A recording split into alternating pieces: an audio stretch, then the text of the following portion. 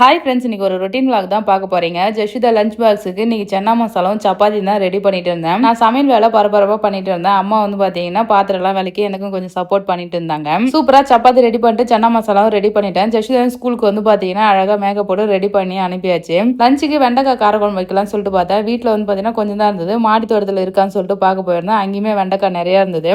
இது ஒரு டைம் வந்து பாத்தீங்கன்னா பறிச்சுட்டு வந்து வச்சிருப்பா. கொஞ்சம் நிறைய சேரும்போது வந்து பாத்தீங்கன்னா குழம்பு வச்சிருவேன். அப்படியே பார்க்கும்போது பசலைக்கீரை வந்து பாத்தீங்கன்னா 2 தொட்டில நிறைய இருந்தது ஃப்ரெண்ட்ஸ், க்ரோ பேக்ல.